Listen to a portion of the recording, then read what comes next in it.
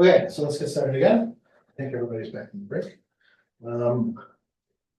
Okay, so the next thing I want to tell you guys about is something called Murray's Law. Has anybody ever heard of this before? You know what Murray's Law is? Ooh, the first time nobody has said yes. Okay, good. Yeah. New to everybody. This is actually a classical Murphy, I know. Murphy's Law. Murphy's Law means, you know. I know. You know what it means. I'm about to trip, I might, break my face on the floor because of Murphy's Law, right? Like, we should actually all really be studying Murphy's Law because that's the thing that's sure to always, work. Or not work, as the case may be. Anyway, so Murray's Law is about what happens when you have, let me draw that tube again, that I drew before. You have some pipe or some vessel, right? And then you have a branch point.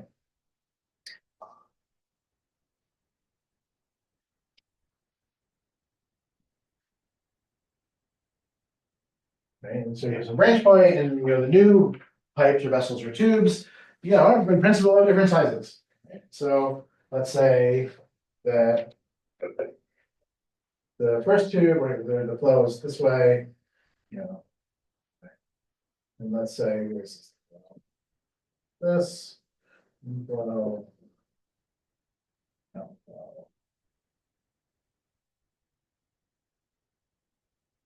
Let's call this little r, and let's call this little r1, and let's call this little r2. All right, so we have a mother tube of radius r and two daughter tubes of radius r1, r2. Okay, and so Murray's Law is about trying to understand, is there some relationship between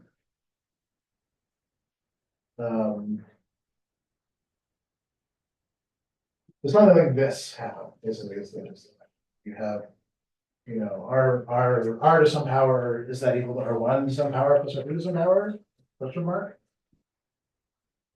Right, like one might guess that you could have something like this, because if you just think about the cross-sectional areas, right, like if the fluid, whatever the flow is, can't change its velocity, right, then in order to have mass conservation, that's equivalent to saying, well, then the total cross-sectional area has to be conserved, right? And if that's the case, then this alpha had better be a 2, right? And so Murray's Law, of course, it's not the case that the flow speed has to be conserved, right? You could have, faster flow in smaller or larger or whatever, like you have faster flow in different tube sizes. And so, maybe it's not 2, or maybe it doesn't even have this form at all, right? Like, so Murray's Law is about sort of, is there a nice sort of power law form between the mother and the daughter tube properties at every branch point? Okay. And so now, to answer that question, we're going to start from the Hagen-Purcell case. Okay. Described before, right? And so, what I really want is this expression right here. So we're going to actually start from the expression for the power, right? There you go down.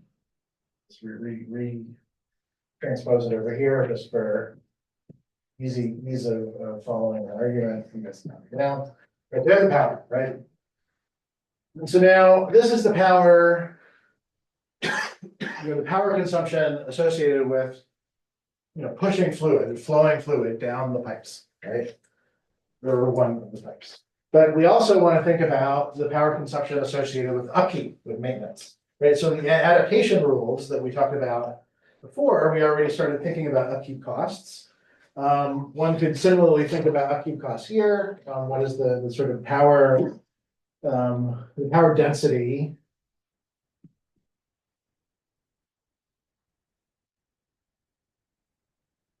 for maintenance,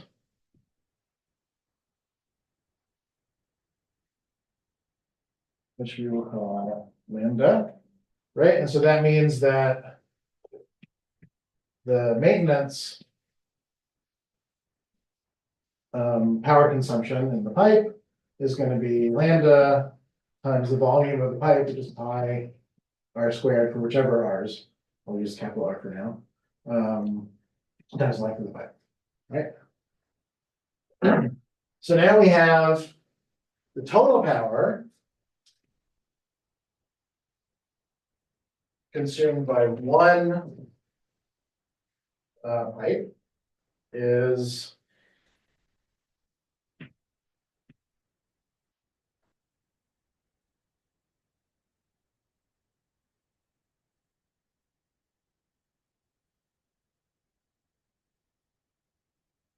this. Okay. And now we say, all right, well, in a biological system or sort of any optimized system, any engineering system, you would like, of course, in many cases, to minimize the total power consumption, right? And now thinking about it from the biological point of view, right, like it's not, different cases might have different things under control, right, of the underlying biology. You could maybe you can manipulate, the lengths, or maybe you can manipulate R, maybe you can manipulate lambda, or maybe you can manipulate mu, or maybe, like it's unclear, right, from first principles necessarily, what you can tune to minimize, right? So if you don't know what the variables are that you can minimize with respect to, then how can you perform minimization? You can't, in principle, you can't do it exactly. But you do know that whatever the minimum is, no matter what the scenario is, these two terms had better be proportional to one another, right? Like whatever minimum you find, you're going to be in a case where the two terms are balancing each other out somehow, right? Like they're going to be at equity, approximate proportionality.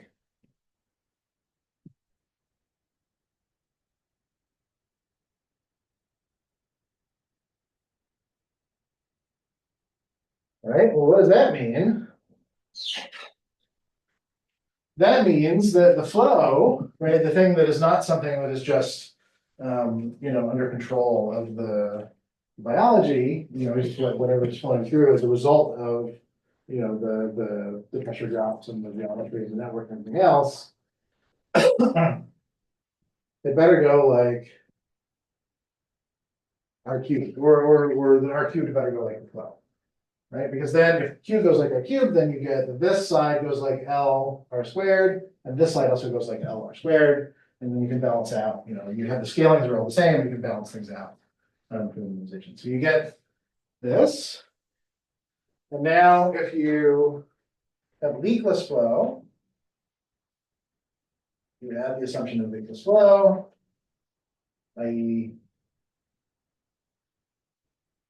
going back to the conservation of mass. Now this is a slightly different conservation of mass than the one we assumed in the derivation of Hagen-Krey cell, because this is now assuming conservation of mass, not just in a tube, but also at the branch points, right? That when you have a branching, you also don't have any extra leakiness, you also don't have any loss of mass or anything like that.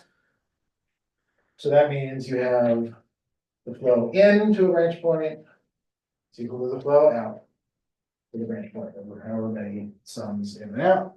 But now we know that Q is proportional to R cubed, so we're done, right? So that means that for a system that has Hagen-Krey cell flow and has a power density of maintenance of the form that we chose, we expect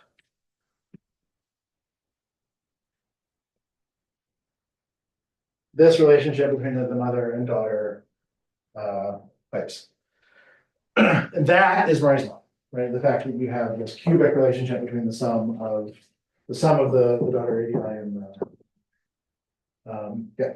Can you repeat the reasoning behind proportionality at the minimum?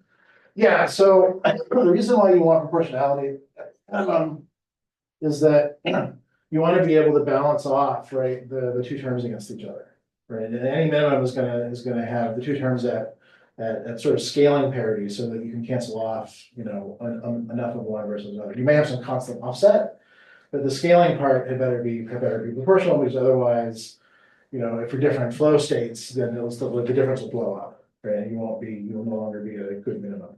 Right? In order for this minimum to work for sort of all flow states, then you need proportionality so you can balance the two against each other.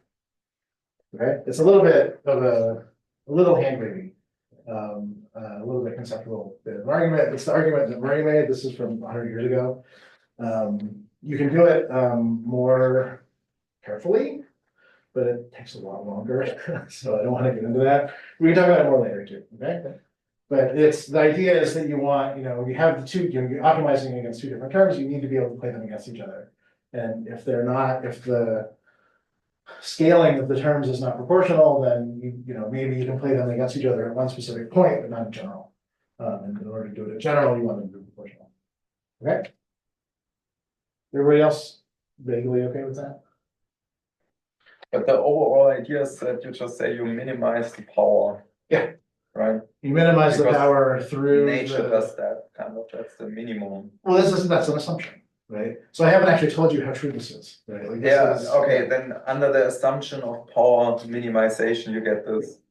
Exactly, under the assumption of this cubic relationship. taking Pucelle flow, this kind of sort of linear power density maintenance. Okay, I see. And the thing that you just said, the power minimization, the pure power minimization of this specific kind of power, you would assume that you get this cubic relation. Okay.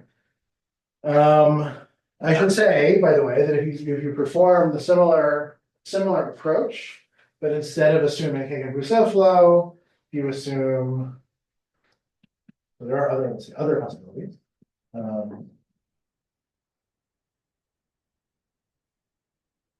If you have passive diffusion as your transport mechanism,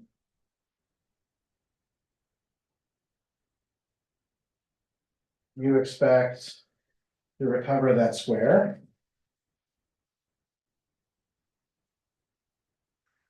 And if you have turbulent flow,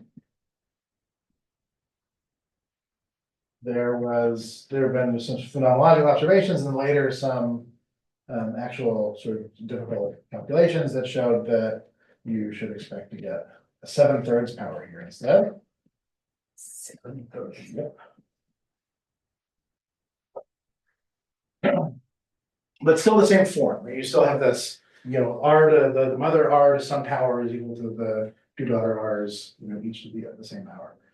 Right. So again, these are the theoretical values. There's also a separate treatment done in general that showed that you should expect this exponent, in not all cases, but in many cases, you should get this form with this exponent alpha, and that the limiting values of alpha in essence should be 2 and 3. You should be able to get 2 and 3 and values in between, but not really much else. And so the 7/3, of course, does satisfy that at least. Yeah. So the top one, the passive diffusion, is basically a laminar flow because water engineers often do this. Is the surface area is conserved? I think. I would not call that laminar flow, though, right? Like Hagen-Pucelle is laminar flow. Okay, fair enough. Yeah, but yeah, But surface the area surface is area exactly, yes. When you minimize the power, wouldn't you actually use that as a constraint? Because I would imagine that nature wouldn't like to have vacuum in between. You see what I'm saying, right? Vacuum in between? I mean, if anything that comes in from the stem of the Y will branch out into the two, right? And if that mass conservation isn't maybe I'm misunderstanding. Wait, I think I get it. So here, right, mass is conserved for flow rates that are identical across the branches. Yes, correct. What happens here, right, for a case like with the Hagen-Pucelle flow, Yeah. is that if the flow were at the same rate through the branch point, then you would lose mass. There would be, like you said, would be a vacuum or something. But that doesn't happen. That's What happens is that the tubes are relatively smaller than you would have thought they should be, right, for conserving area. Yeah. And what that means is that after you go through a branch point, the fluid flow speeds up. Right, so you get fluid coming in slower and then faster and faster and faster as it branches and branches and branches in a system like this. So the fluid speed compensates for the conservation issue. I see. So this RQP that you wrote down at the bottom, right bottom kind of, that thing already conserves the flow rate, if you like. Yeah, or the flow rate, you know, compensates, compensates for this by speeding up to guarantee that you know, conserve. Right. Yeah. I didn't understand. Yeah, no, sorry that wasn't clear. Which is, it's a funny state, right? Like it means that, you know, if you're trying to push fluid through a system like this, then, you know, if you look at the flow profile, you know, everywhere, as you get smaller and smaller and smaller in this sort of fractal structure, you're going slow and then faster as you go farther out, right? Right, yeah. So. Yeah, I was also wondering why you need to look at turbulent flow because, well, these are extremely low Reynolds numbers things, I imagine, right? Yes, so let me come back to So that is it in just a second. applicable? It is, actually, yeah. Okay. So if you go back to Florian's question a second ago about, you know, are these, or the implication that like, do we actually see this? Like, the answer is yes, you do see this. So there are many cases of vasculature, anatomical vasculature, sort of on the mesoscales of the anatomy. So it's sort of in musculature, in, you know, before you get to the capillary beds, not, forget about organs, because organs are highly cyclic. I haven't talked about cycles yet here. You know, in the muscles, in, you know, after the first couple of generations of branching, this actually is really good. Like this is excellent. And actually, I should say, you know, Murray has his name on the law because he made this argument. But, you know, it was this phenomenologically was well known since I think the 1850s. Like this has been known anatomically for a long time. So it's actually very strongly present. For the very largest veins and arteries, it breaks down. And it actually ends up, the value maybe is something close to this. And it's because you get some amount of turbulent flow creeps in with very, very large veins and arteries. You lose the amount of area. And also, if you are going to be that much of a purist, I may also point out that very often blood, etc., they will also have viscoelastic properties. Oh yeah, this is And another then point. if you put that one in, Yeah. it's hell. Yeah. Then all bets are off. Right. This is all completely Yeah. like viscous fluids. Yeah. No, absolutely. So then it becomes much more complicated. But you know, there are many regimes where this phenomenologically is excellent, and where this sort of simple argument is quickly understandable. Now, I want to sort of again focus on complex spatial networks. So here we have branching, but we don't have reconnection. Right? We don't have a case where, you know, they're coming back in together, right? Like if you just have two coming in together, you just reverse the flow, then the same argument holds. But what if, you know, once you have a cyclic network, if you remember the leaf picture from before, if you remember the leaf picture from before, there could be different states where the flow in a given tube might reverse, right? Like you might have, you know, the natural state, and then you have the state where the insect kicks the bite out of the leaf, and suddenly the flow in some links goes in a different direction, you know, and so in a cyclic network, like how do you define who is the mother and who are the daughters, right? Do you just take the biggest? If you just take the biggest, and then, you know, if you look at real data, what happens? You can try to fit an exponent for each one. Like, so here, like this is not statistically true. This is true in detail on each individual branch point, right, in the mesoscale vasculature. If instead, so in the other possibilities here, if you look at a cyclic network,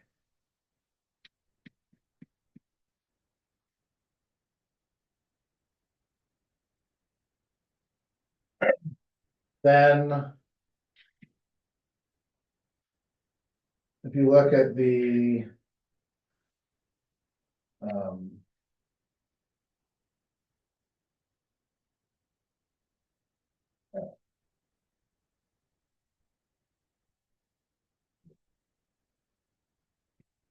you look at a histogram, let's say, right, you go over some big chunk of the the blood network in the liver or the bile network liver, which is the same way.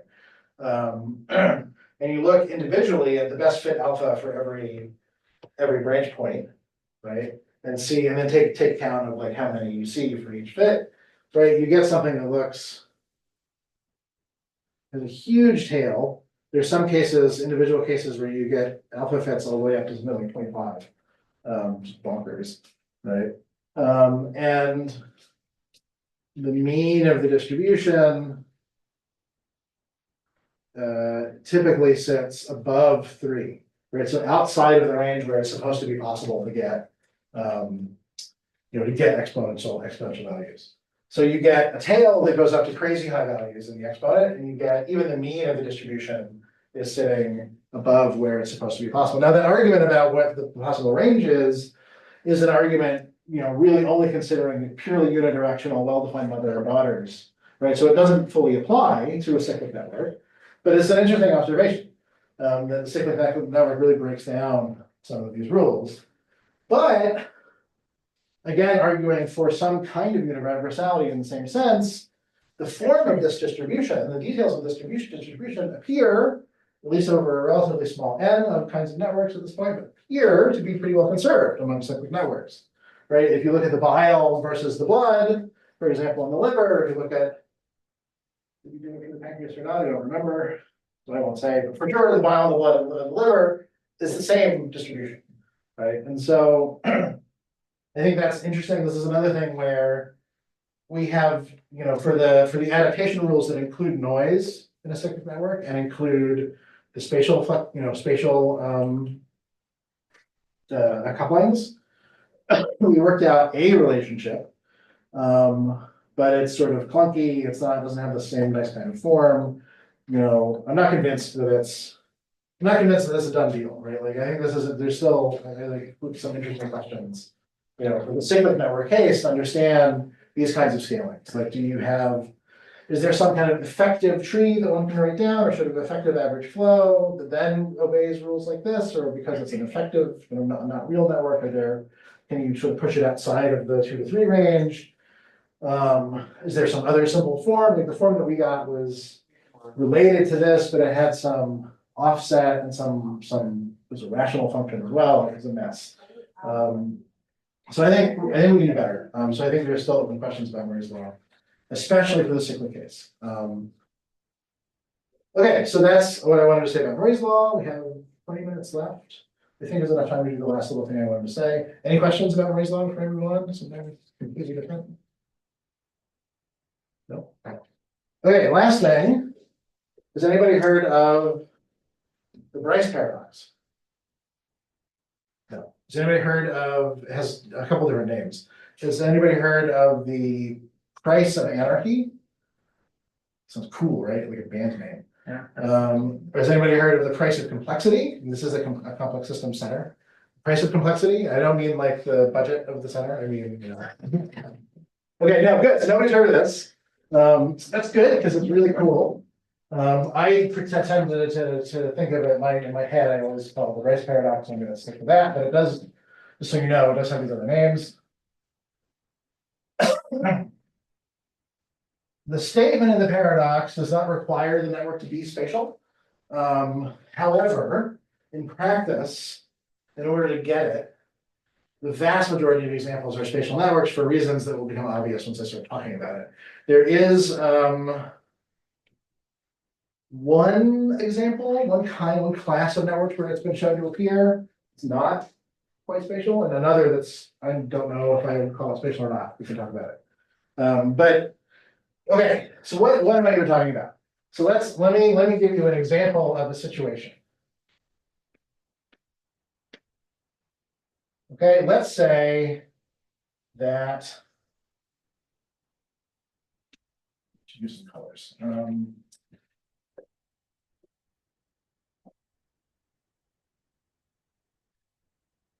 Good.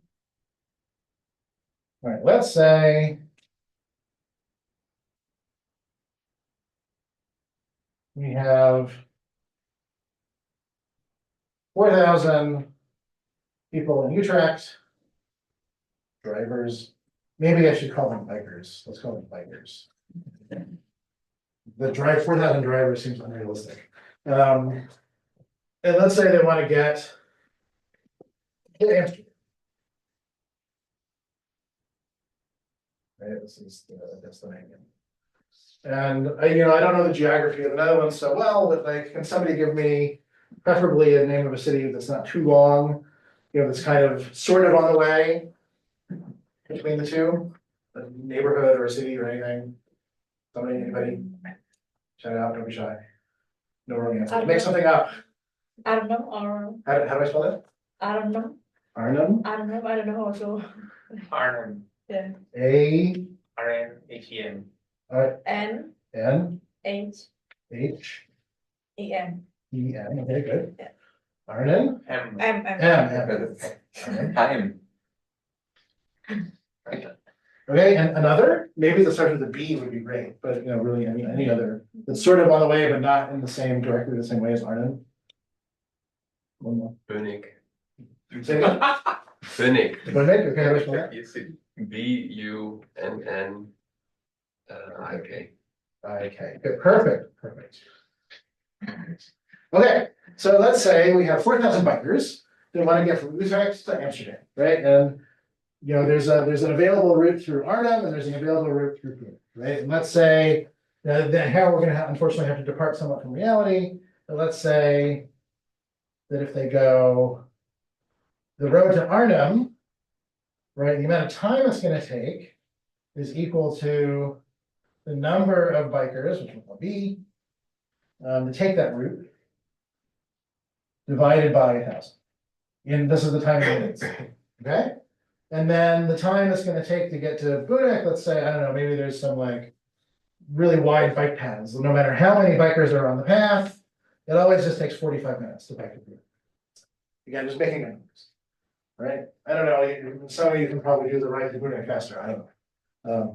But then from Bunnik to Amsterdam, now let's say there's some twisty bike paths that are narrow. And again, it's going to depend on how many bikers go that way. Let's just say it's the same thing, B over 1,000. Right? And then from Arnhem to Amsterdam, hey, maybe they just built some really fancy bike lanes. They're wide, and then no matter how many bikers are on it, again, let's say it takes 4. Right, so we have this kind of, we built a little symmetric structure. Okay, all right, so far this is not so interesting. You can ask like, okay, these 4,000 bikers go to Amsterdam. How long, what's going to happen? Well, if they all go the same way, that's stupid because then there's this way, it'll be way faster, right? So some bikers will start splitting up, right? And you find that, of course, the best thing is for them to split evenly. Like as soon as there's an uneven split, then a biker that, is still choosing where to go is going to want to go the way that has fewer bikers and it's going to even out the split, right? And so that means let's say even split of routes. And if we evenly split the routes, that means we have 2,000 bikers going through Arnhem, 2,000 bikers going through Bunnik. And that means that the sort of functionally dependent links are going to take 20 minutes each, right? So everybody gets there in 65 minutes.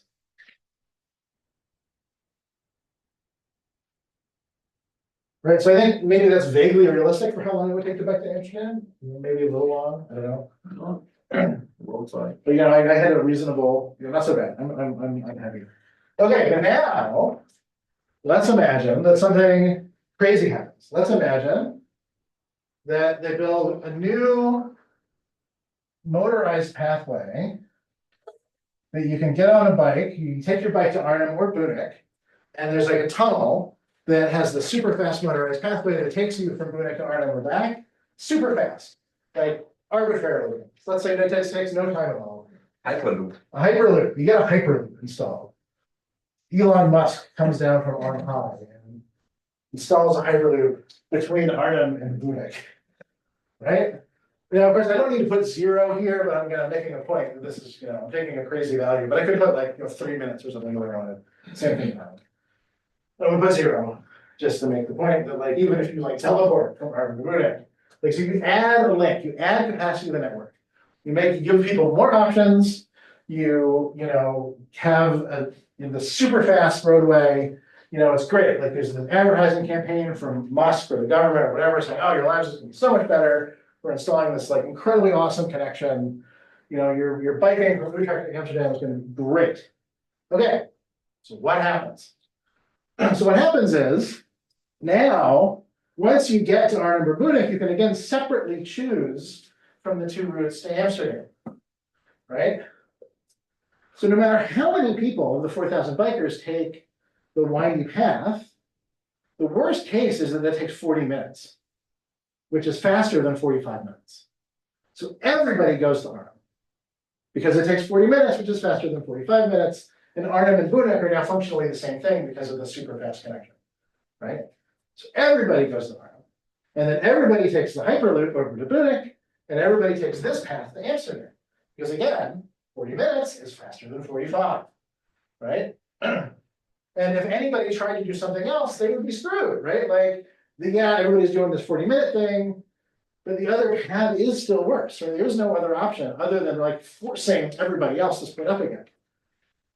And so now in the second state, with the Hyperloop,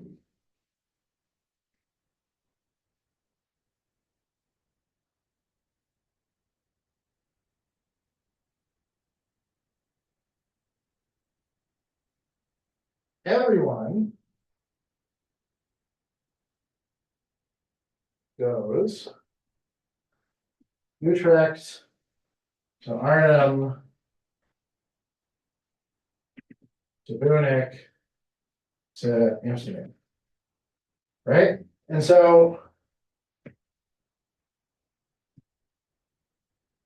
80 minutes, right? So I added this beautiful high capacity, high speed roadway to a network, right? To a flow network, a distribution network, and I screwed everything up, right? Everything got significantly worse for everyone, right? This is what Breeze paradox is. This is Breeze paradox.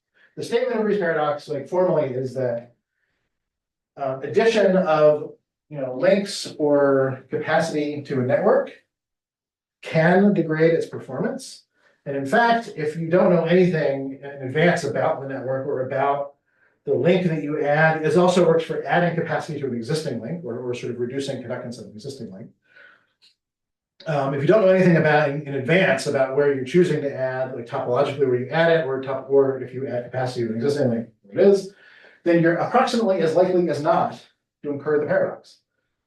Now, I should say, by the way, that this never came up for the Hagen-Purcell networks. So the reason for that is there is one condition that's required for this to appear. And the condition is that you need to have at least 2 different kinds of scalings in the cost links of your network. Right. So if everything in the network is linear, or if everything is constant, or if everything is whatever, like some other power, then you don't get the paradox. But as soon as you have at least 2 different kinds of scaling, so here there's a linear scaling and a constant scaling, right? As soon as you get that scaling, every time you try to add capacity or links to a network, you're approximately 50-50 shot of making it worse. And it goes the other way, right? It also goes the direction of if you've given a pre-existing network that has not been explicitly optimized for the existence of the price paradox, if you randomly take capacity out, you're about as likely as not to make things better. And that actually, not this direction, but the other direction of the paradox is how it was discovered, right? So the earliest case of this happening, I think at the time people didn't realize that, what was happening. The earliest case of what was happening was down Stuttgart in 1969.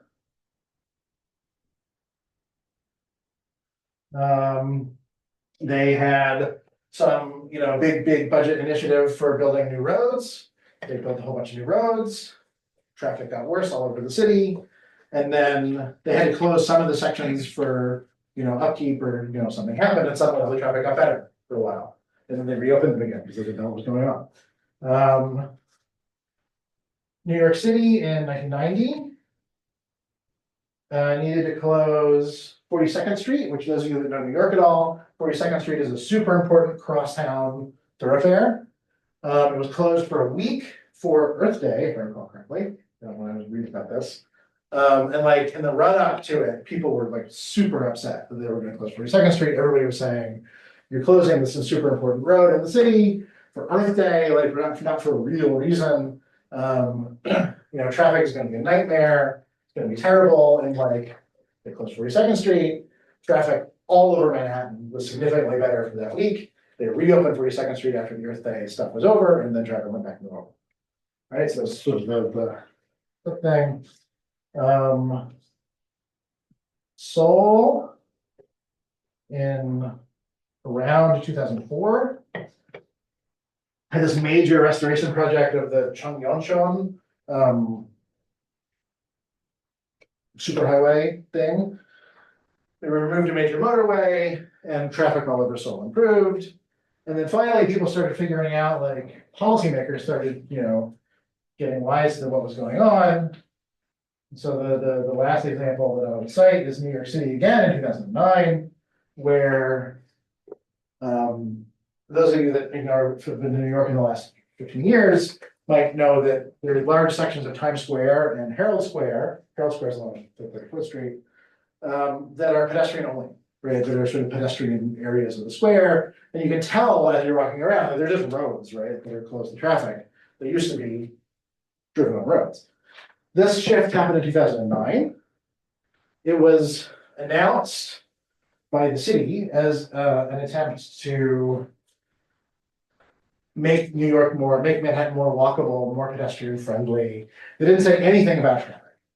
But the real reason why they did it was this, right? Because they identified those regions as particularly good spots to incur the Breeze paradox in a positive way, and it worked. Right, they didn't say anything about it to the populace when they were implementing it, but they made traffic in Manhattan better, and they also made it more pedestrian friendly. So, good on them. Okay, and so now I said a minute ago before I started this that this paradox while it does not explicitly depend on spatial embeddings, most of the time the examples are spatial. And the reason, of course, is that you need these either the sort of efficiency scaling or time scaling or the weights on the edges of the network to have these different scalings, and an easy way to get that is from spatial embeddings, right? Spatial embeddings are the kind of way you use the network and sort of generate the different scalings of the links in a way that allows this to appear. So other examples.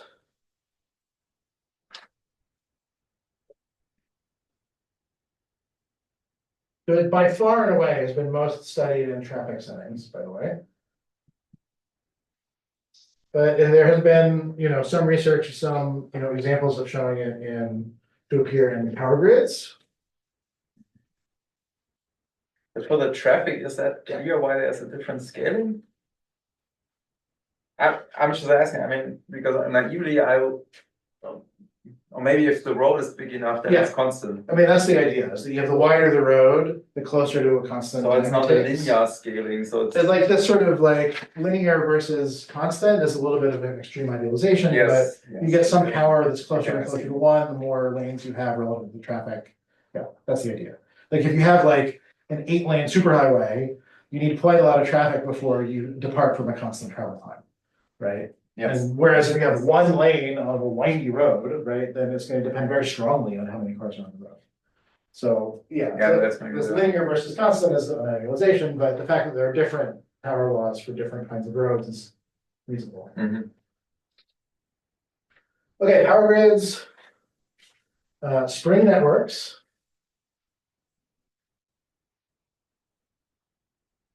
I'll give you the spring network example in a second because it's cute. Ecology and food webs.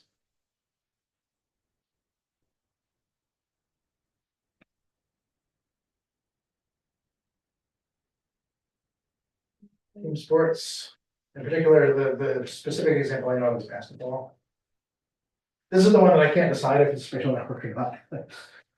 Well, neither is ecology, right? It's very difficult to map ecology. Yeah, this one's not. Yeah, this one's not.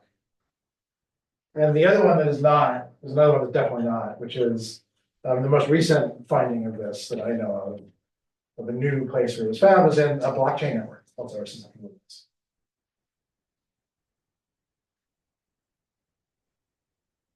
Okay, so the spring example, just as the last thing, we're almost out of time. The spring example, the idea basically is that you have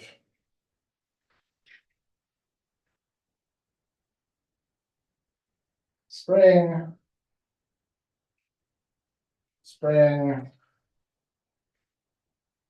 rope. And then maybe a different, like a slack, different kind of spring.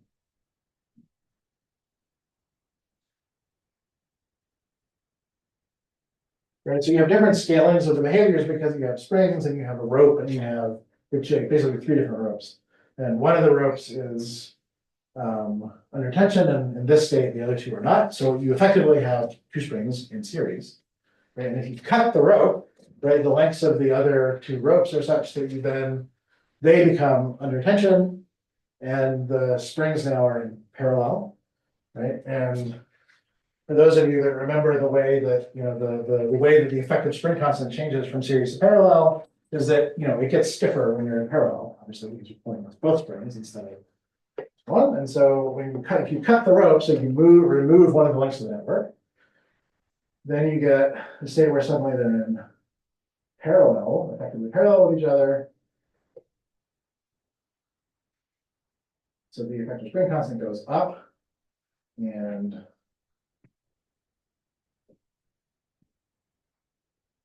they lift the weight. Right, so you cut a rope, a rope that has holding, all of the tension of the weight, and then the weight goes up instead of down. So, Reese paradox.